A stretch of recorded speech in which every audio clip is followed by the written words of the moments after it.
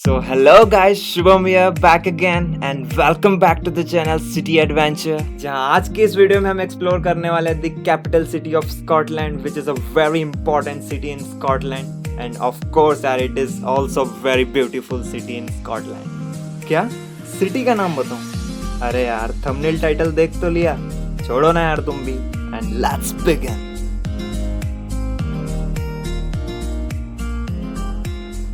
है फ्रेंड्स, आते हैं एडिनबर्ग की फर्स्ट लोकेशन पर, that is the Edinburgh castle, जिसे किंग डेविड फर्स्ट ने 12th सेंचुरी में अपनी मदर क्वीन मार्गरेट के ऑनर में बनवाया था, जो कि यार स्कॉटलैंड की हिस्ट्री का एक बहुत ही अहम हिस्सा है. एंड फ्रेंड्स, इस हिस्टोरिकल कासल के कुछ फैक्ट्स की अगर बात करें तो यार पहला और सबसे बड़ा फैक्ट तो इस किले के बारे में ये है कि एडिनबर्ग की ये आइकॉनिक साइट किसी नॉर्मल हिल या माउंटेन के ऊपर नहीं बनी हुई है, बल्कि यार ये किला एक वोल्केनो के ऊपर बना हुआ है, जिसकी चट्टानें इस जगह पर आज से लगभग लाखों साल पहले हुए वोल्केनो इरप्शन का रिजल्ट थी.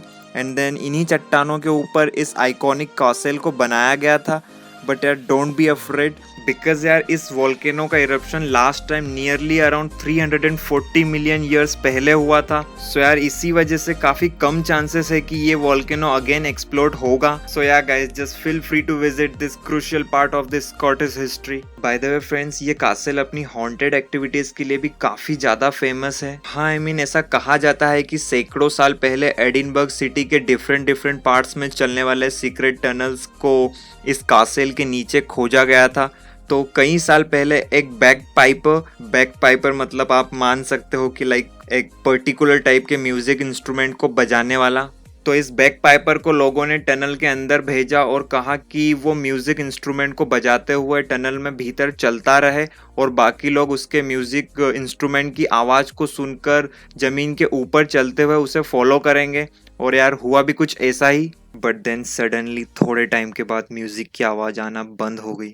फिर बाकी सभी लोगों ने उस बैक पाइपर को टनल में जाकर ढूंढने की बहुत कोशिश करी, मगर वो लड़का नहीं मिला. और दोस्तों, ऐसा माना जाता है कि वो लड़का अभी भी इस कासल की टनल में हेल्प मांगता है. सो यार फ्रेंड्स, ऐसे ही इस कासल के बारे में और भी कई सारी हॉन्टेड स्टोरीज फेमस है. And I know यार it was a little bit spooky, but yeah, I think you should definitely visit this iconic building. तो दोस्तों, हमारी सेकेंड लोकेशन का नाम है the palace of Hollywood house Edinburgh, जो कि आज स्कॉटलैंड में ब्रिटिश मोनार्क की ऑफिशियल रेसिडेंस है.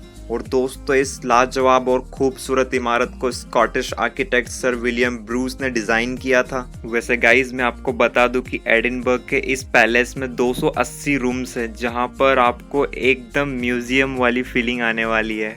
बिकॉज इस पैलेस का interior, silver utensils and then furniture वगैरह आपको डेफिनेटली स्कॉटिश हिस्ट्री की याद दिला देंगे. बाय द वे फ्रेंड्स, इस पैलेस में अभी भी क्वीन एलिजाबेथ सेकेंड रहने के लिए आती है. हाँ, आई मीन जब भी यहाँ पर कोई इवेंट ऑर्गेनाइज किया जाता है, जैसे कि इस पैलेस में एक इवेंट काफ़ी ज़्यादा फेमस है जिसे हॉलीवुड वीक या फिर रॉयल वीक भी कहा जाता है, जो कि end of the June and beginning of the जुलाई में आता है. सो यही वो टाइम है जब क्वीन एलिजाबेथ इस खूबसूरत पैलेस में आकर अपना कुछ टाइम बिताती है. So guys, now I am sure आप इस पैलेस को जरूर विजिट करना चाहोगे. Then please do visit this beautiful monument. So friends, हमारी थर्ड लोकेशन है the National Museum of Scotland, जिसे engineer and architect Francis Fowke ने कंस्ट्रक्ट किया था. एंड फ्रेंड्स, मैं आपको बता दूं कि फ्रांसिस फोक की डेथ काफ़ी कम एज में ही हो गई थी, बट उन्होंने इस अपने छोटे से लाइफ टाइम में ही काफ़ी सारी फेमस मॉन्यूमेंट्स को कंस्ट्रक्ट किया था, जिनके लिए आज भी उन्हें याद किया जाता है. And this national museum is one of those few monuments. और बाकी म्यूजियम की तरह आपको यहाँ पर भी कई सारे old artefacts and different type की यूनिक चीज़ें देखने को मिल जाएगी. बट हाँ, कुछ बातें जो कि इस म्यूज़ियम को अदर म्यूज़ियम से अलग बनाती है, तो वो आई थिंक ये है कि इस म्यूज़ियम में सभी चीज़ों को काफ़ी ओपनली एग्जीबिशन के लिए रखा गया है. लाइक हाँ यार, आई मीन काफ़ी ओपन एटमॉस्फेयर है, जैसे कि यहाँ पर डायनासोर के स्कल को या फिर दूसरी ओल्ड चीज़ें काफ़ी ओपनली रखी हुई है. इवन यार व्हेल के स्कल को भी यहाँ पर रूफ टॉप पर लटकाया गया है.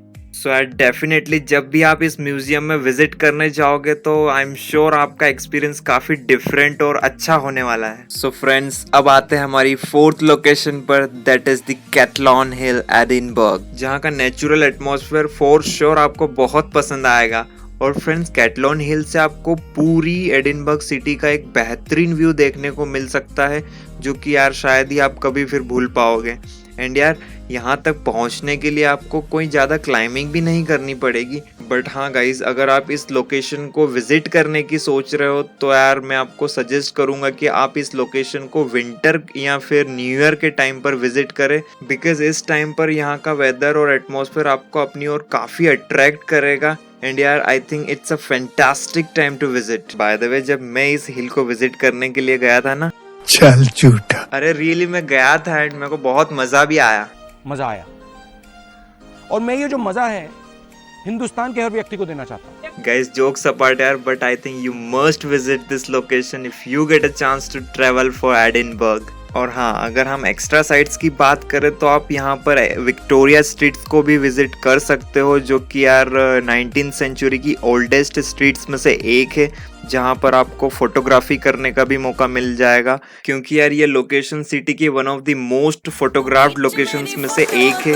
हाँ, वही, तू खिंच मेरी photo. So yeah you can also check out this place before it becomes more old. And इसके बाद आप क्रैग मिलर कासल को भी विजिट कर सकते हो, जो कि यार सिटी से बस कुछ ही दूरी पर है, जिसे यहाँ की प्रिस्टन फैमिली ने 14th सेंचुरी में बनवाना शुरू किया था।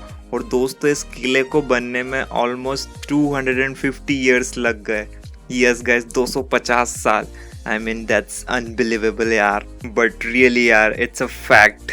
तो यार ऐसे ही आपको और भी कई सारे प्लेसेस इस सिटी में विजिट करने के लिए मिल जाते हैं, and I am sure you gonna visit this beautiful city in near future. So guys, मैं इस वीडियो को यहीं पर फिनिश कर रहा हूँ, and if you do like anything in this video then please do like, share and subscribe my YouTube channel City Adventure.